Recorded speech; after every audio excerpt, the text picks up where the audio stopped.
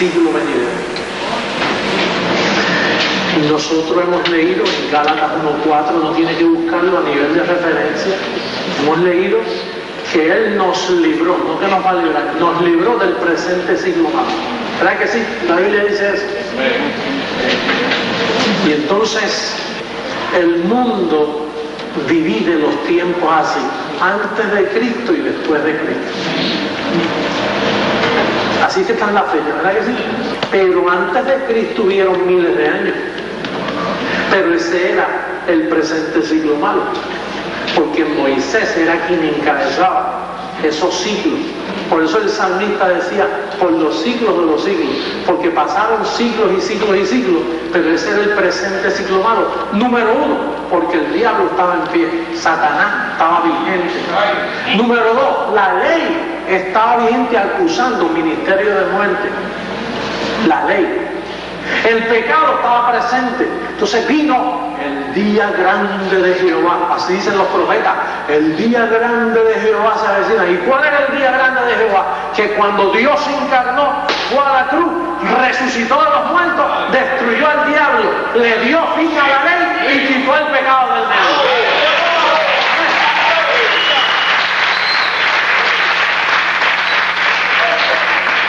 Tan pronto Cristo resucitó, entramos en los bienes del siglo venidero. Pero el único que sabía eso era Pablo. El único que sabía eso era Pablo. Pablo era quien tenía la información del siglo venidero, pero a él no le creían. Porque su fraseología no iba bautizada con Moisés. Al contrario, cuando le preguntaron a él, ¿qué piensas tú de Moisés y de los mandamientos? Él dijo, yo en eso era número uno, era irreprensible. ¿Y ahora qué te ha pasado? Bueno, después que subí al paraíso y me dieron información, eso es un ministerio de muerte. Que tú te atreves a referirte así a Moisés, eso no es solo muerte, eso es maldición. Que tú hablas así de Moisés. Juan, Pedro, Santiago, miren lo que este hombre piensa de lo que nosotros amamos. Dicen, no solo es un ministerio de muerte, no solo es un ministerio de maldición, sino que lo tengo por estiércol. ¿Tú sabes lo que es estiércol? Esa palabra no se puede decir aquí.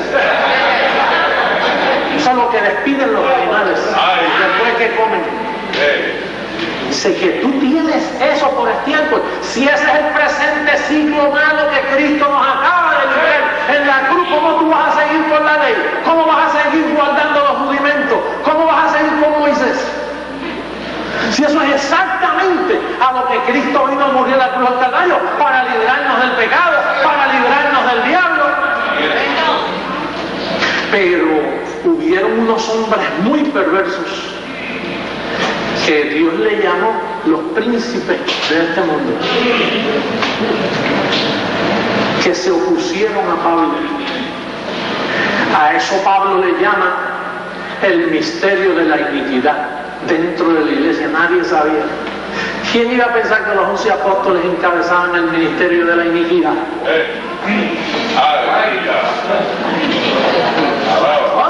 Pues esos son los héroes del sistema religioso de hoy.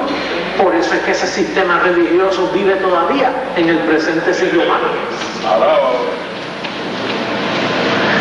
Nosotros, en este ministerio Creciendo en Gracia, lo que Dios nos vino fue a informarnos. Se le dio comienzo a un siglo que Pablo lo llamó los bienes del siglo venidero. Pero ese siglo venidero, los bienes, tiene una fraseología. Ahí tú no puedes hablar como te da la gana. Ahí tú tienes que decir bendecido. Dios te bendiga. Eso hay que desaparecerlo. Ahí se necesita una fraseología. Por eso fue que se te dio la mente de Cristo. ¿Para qué? Para que hables conforme a la mente de Cristo. Así es. La mente de Cristo no habla como Moisés. La mente de Cristo se le dio a un apóstol. Pero el problema es que ese apóstol era un príncipe de ese siglo también. Y no era para él. No era para él. porque él era otro príncipe, lo único que él era uno de esos príncipes con la revelación correcta, y entonces Dios le dijo, escríbela, y después te voy a desaparecer de la tierra.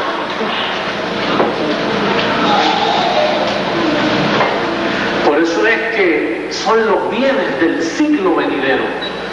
En aquel presente siglo, si fuéramos a hablar de 100 años, allí no iba a suceder nada. Juan duró 90, imagínate.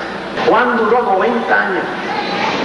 Y él fue uno de las cabecillas principales en que la fraseología del siglo venidero no se hablase.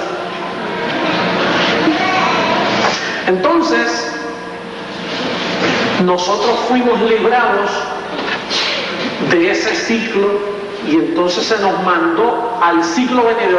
Oye este detalle, en los bienes del ciclo venidero tú le sirves a Dios con la mente, no con el cuerpo, no con el vientre. Por eso que Pablo dice, buena cosa es establecer el corazón, el espíritu, la mente, con la gracia, no con viandas que nunca aprovecharon a los que se ocuparon en ellas. Entonces, en este ciclo venidero, que hace 2000 años nosotros estamos aprendiendo de él ahora, nos está preparando mundialmente para cambiar al mundo, para juzgar al mundo. Entonces, aquí, en este ciclo venidero, tú no puedes meter una obra carnal, porque los ángeles te cortan, te ciegan. En este ciclo venidero hay que servirle a Dios con la mente. Dijo el apóstol Pablo, dice, ahora yo le sirvo a Dios ¿con qué? Con la mente y con la carne a la ley del pecado. Porque aunque el pecado fue quitado, esto es lo único que le queda al pecado, esta carne. Entonces, si tú te pones en ayuno, abstinencia de alimentos, a guardar días como el sábado, o guardar días conmemorativos de cosas religiosas, pues ya estás metiendo el cuerpo, y es con la mente. Aquí es, mira, con la mente. Esto es un pacto que Dios lo que quiere. Por eso es que dijo que los que iban a alabar tenían que hacerlo en espíritu y en verdad. Cristo dijo, los verdaderos adoradores, porque como él estaba cumpliendo el viejo pacto, en el viejo pacto se usa la palabra adoración, pero en el siglo venidero la adoración no cabe, porque la adoración es del cuerpo. Entonces se usa la palabra alabanza. Tú fuiste predestinado para la gloria de su alabanza. Hello, ¿me están escuchando alrededor del mundo? Adoración no se usa, es una palabra corrompida.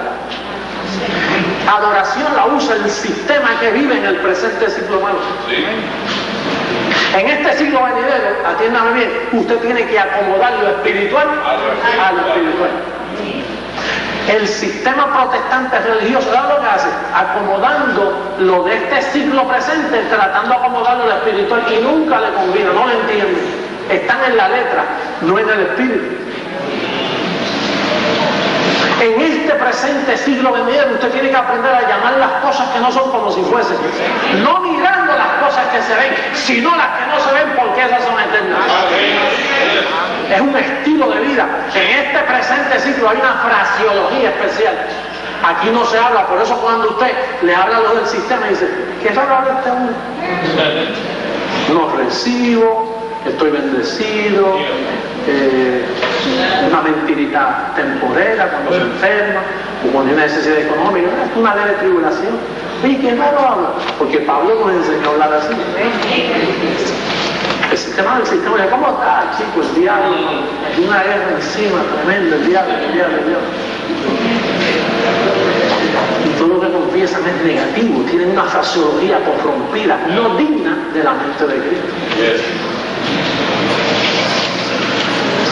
Así que aquí en este presente ciclo se habla la sabiduría predestinada. Vamos a buscar la 1 Corintios capítulo 2. Mira el verso 5. Para que vuestra fe no esté fundada en la sabiduría. ¿Cuál es la sabiduría de los hombres? El presente ciclo malo donde nos libraron, sino en el poder de Dios. Sin embargo, hablamos sabiduría entre los que han alcanzado madurez, y sabiduría no de este. Hello. Sabiduría no de este. Pero Pablo se estaba refiriendo refiriendo a su tiempo. Dice, nosotros no hablamos sabiduría de este siglo. ¿Cuál era la sabiduría de aquel siglo? Moisés y los mandamientos. ¿Qué otra sabiduría había? Harvard University no existía para el tiempo. La universidad de tu país no estaba abierta. Pastor, ¿y cuál es la sabiduría de aquel tiempo? Pues los escribas y fariseos que se pasaban con los pergaminos en la mano, la sabiduría de Moisés. Los profetas. ¿Ah? No, esa era la sabiduría de aquel siglo. Pues Pablo dice, no hablamos sabiduría de este siglo, sino ¿cuál hablamos? Dice, ni de los príncipes de este siglo que perecen. ¿Y quiénes eran los príncipes de aquel siglo? Los apóstoles, los ancianos, el sumo sacerdote, escribas, fariseos, de cosas. Los príncipes. Dice, verso 7, mas hablamos sabiduría de Dios ¿en qué? Eso, mire, Pablo hablando así 2000 años atrás, pobrecito. Este hombre está loco. Mire que Pablo dice, ¿sabiduría qué? ¿Y quién te enseña misterio a ti, Pablo? Dice, bueno, yo se lo digo a ustedes, que yo no sé si en el cuerpo, fuera del cuerpo, subí al tercer cielo del paraíso y oí cosas que usted no las puede soportar. Porque que esto nadie soy, yo soy el primero. Yo soy el único que habla así. Ah, sí, porque eso tenemos también. Oye, esto es muy arrogante. Pablo era el único de su clase en ese tiempo diciendo, mira, hablamos sabiduría en misterio y después dice la sabiduría oculta. Ah, entonces a ti fue que te la dieron. Ese es el mismo problema que yo tengo con mi familia. Entonces ellos dicen que tú eres quién. Déjalo ahí. Y los que me conocen de hace años, entonces tú eres el otro. Y bueno, es que yo no conozco a ningún otro. He tenido que aceptarlo porque yo no conozco a otro. Así es. Yo nunca a otro.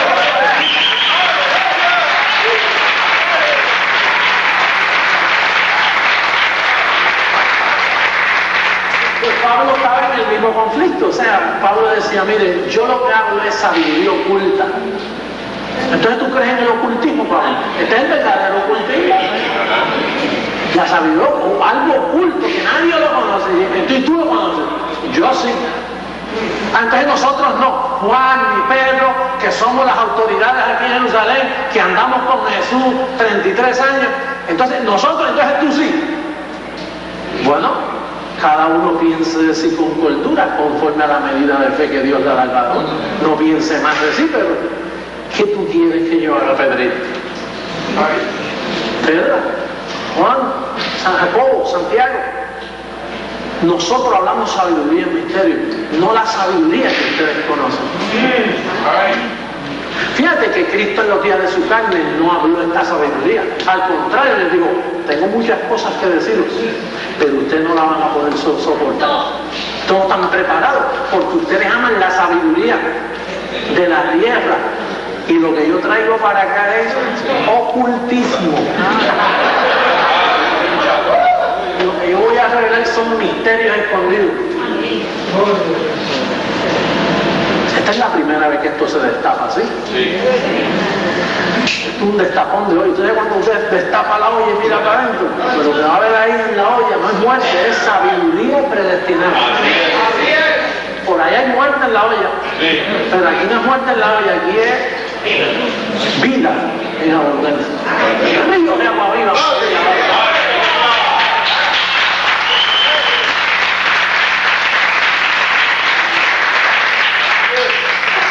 Mira lo que dice, mas hablamos sabiduría de Dios en misterio, la sabiduría oculta, la cual, oye, Dios predestinó. ¿Antes de qué? Fíjate que vinieron los siglos malos.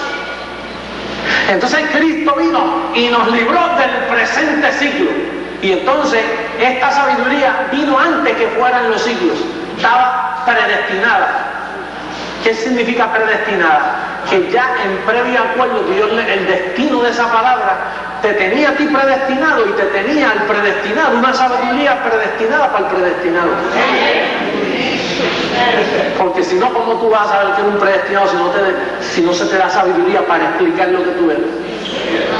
Esa sabiduría venía predestinada. Dice que Dios la tenía oculta para nuestra gloria. Bueno, pastor, ¿y cuál fue el impedimento? ¿Dónde fue que se turbó la iglesia en aquel siglo? En esos 100 años, ¿qué sucedió allí? Que están esperando la manifestación de Dios en la tierra, se manifiesta Dios y entonces pierden de vista los poderes del siglo venidero y se quedan en el mismo siglo, de tal forma que tú ves la ridiculez de gente guardando el sábado. Eso es un ridículo, porque eso es del pasado. Gente ayunando, gente absteniéndose de alimentos, gente con ropaje y con vestimenta. Los judíos ahí en Miami Beach, con el 60, el Mishak, con toda la filantería esa judía ahí, y tú lo ves con el gorrito. Eso es del pasado, pero ellos ignoraron. Ellos ignoraron. Y los 11 apóstoles eran judíos, imagínate, contaminados hasta lo último. Ellos no quisieron aceptar, ellos no aceptaron a Cristo como Mesías, lo negaron. Y entonces menos van a aceptar la sabiduría, porque fíjate, le habló en dos formas. Le habló, ellos amaban Jehová, como decía el Viejo Testamento. Entonces viene Jehová y se le encarna en la cruz y los visita y lo niegan. Entonces después viene el Señor y le coge a un mismo judío, fariseo de fariseo, un Pablo bien equipado. Dios le usa eso mismo para hablar y aún le dijeron, no, este está loco. ¿Usted qué no ha servido? ¿Dónde está el obstáculo? El obstáculo está, míralo, en Efesios 6:12. Efesios 6:12. Que con esto la iglesia por ahí está turbada, no lo entienden. Efesios 6:12, para que lo entienda bien. Dice, porque no tenemos lucha contra sangre y carne, sino contra principados, contra potestades, contra los gobernadores de las tinieblas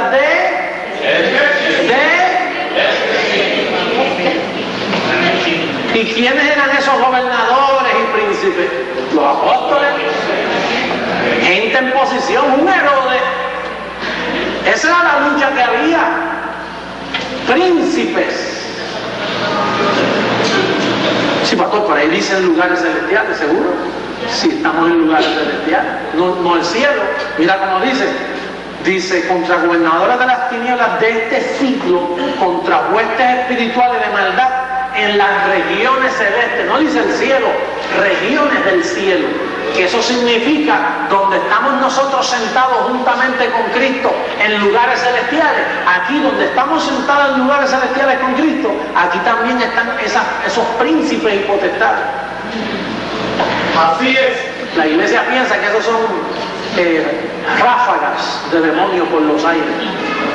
Demonios volando que están velando a los creyentes así, por grupo, una pandilla de demonios.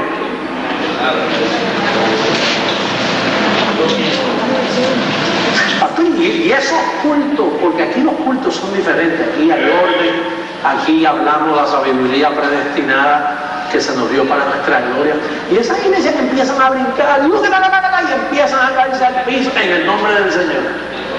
Esos son centros de hechicería. Así es. Las iglesias protestantes, esos son centros de hechicería. Usted ve con un pote de aceite que unido me en el cuello de ahí. De ahí sale yo era un hechicero. Yo era un hechicero pentecostal.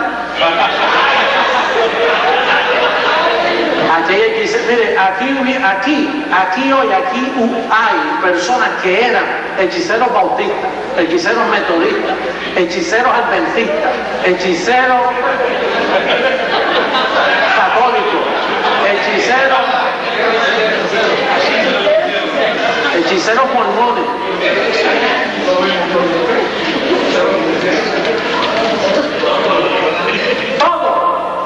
Todo lo que no venga de la sabiduría predestinada del siglo venidero, conforme a la sabiduría del perito arquitecto Pablo, es hechicería, obra de la carne.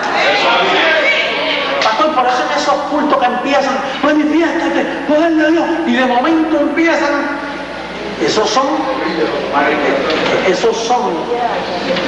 manifestaciones de la carne que Dios permite para que se sigan confundiendo, porque se han burlado del día grande de Dios en la tierra. Han pedido por poco la sangre de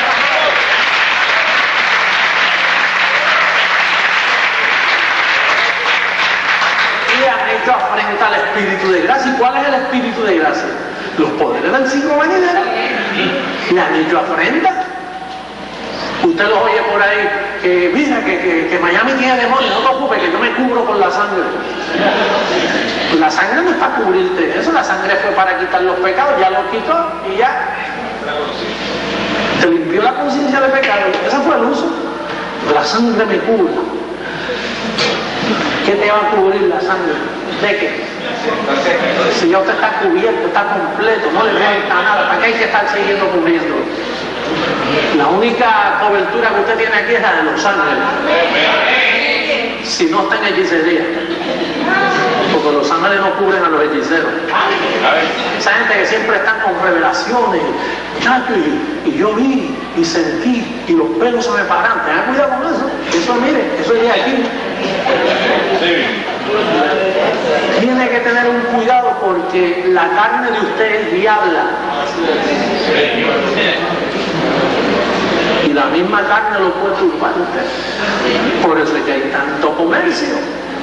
Usted no ha visto las interpretaciones que hay por ahí. Todo lo que no es gracia en este pacto, Pablo lo considera doctrina de la carne. Así es. Porque esto es demonio, esto es género diablo. Mi espíritu es género Cristo. Claro. Cada semilla da fruto por su género. Yo fui creado por Jesucristo, así que yo soy género Cristo, espíritu, Dios. Por eso Dios nos llama dioses, porque Él creó nuestro espíritu. Pero mi carne la formó una mujer que la sacaron de la costilla de Adán. Y si tú sabes quién es Adán, ¿cuál es el terrenal? Los terrenales. ¿Cuál es el celestial? Los celestiales. Así que si yo no predico gracia conforme al nuevo pacto, a los poderes del siglo venidero, estoy predicando doctrina de demonios. Habla de un libro que está en este asunto. Por eso en 1 Timoteo dice, yo el primero. ¿Verdad? Yo soy el primero de esta clase de los poderes del siglo venidero. Yo, Pablo, el primero que entró a los bienes del siglo venidero. Entonces él lo señala, dice, mira, pero el entendimiento de ellos se embotó. Porque hasta el día de hoy, cuando leen el antiguo pacto, les queda el mismo velo no descubierto, el cual por Cristo es quitado. Y aún hasta el día de hoy, cuando se lee a Moisés, tengo un nombre para Moisés pronto, sigue leyendo. Aún en el día de hoy, cuando se lee a Moisés, el velo está puesto sobre el corazón, sobre el espíritu de ellos. Están velados. Pero cuando se conviertan al Señor, todos los apóstoles han convertido al Señor. No. El Señor es el Espíritu, no es Jesús de Nazaret. Así es. Jesús de Nazaret no podía salvar a nadie. ¿Acaso él podía salvar? No, él tuvo que ir a morir después que murió. Él salvó. Pero antes no, antes lo que hacía era sanando, haciendo milagros.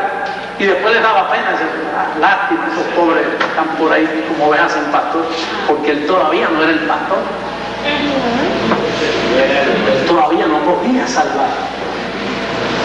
Pero el Espíritu, dice aquí que es el Señor, dice, pero cuando se conviertan al Señor, el velo se quitará, porque el Señor es fiel.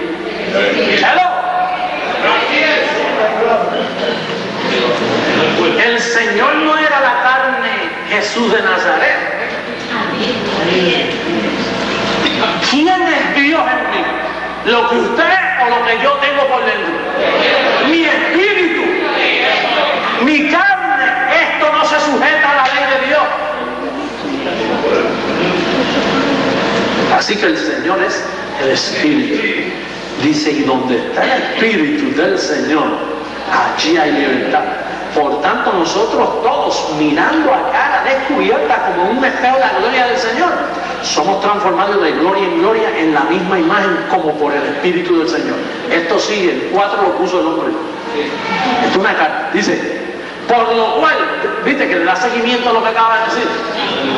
Por lo cual, teniendo nosotros este ministerio, según la misericordia que hemos recibido, no desmayamos. Antes bien, renunciamos a lo oculto y vergonzoso, no andando con astucia ni adulterando la palabra de Dios como ellos.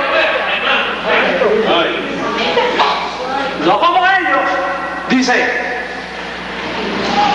sino por la manifestación de la verdad, recomendándonos a toda conciencia humana delante de Dios.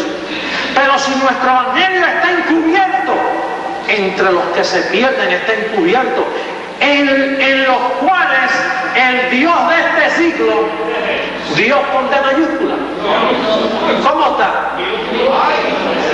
¿Tú sabes quién es el Dios de este siglo? Moisés, la ley, la carne. El Dios de este siglo cegó el entendimiento. ¿Por qué es el entendimiento? Porque la doctrina de la ley ciega el entendimiento. El Dios de aquel siglo, no del presente siglo venidero, aquel siglo cegó el entendimiento de los incrédulos para que no les resplandezca la luz del Evangelio, de la gloria de Cristo, el cual es la imagen de Dios. Tú sabes una regla de homilética que no falla. ¿Cuál es? El contexto de lo que se está hablando. ¿Y de qué contexto se está hablando? Se está hablando de un entendimiento embotado que Moisés fue el que trajo esa enseñanza. Está hablando de la ley. Está hablando del Dios de ese siglo. ¿Cuál era? Moisés, los profetas, la ley, la carne. Eso es lo que ciega. ¿Qué es lo que tiene ciego este mundo para que no les resplandezca este glorioso evangelio que nosotros enseñamos? La religión y los mandamientos. Así es.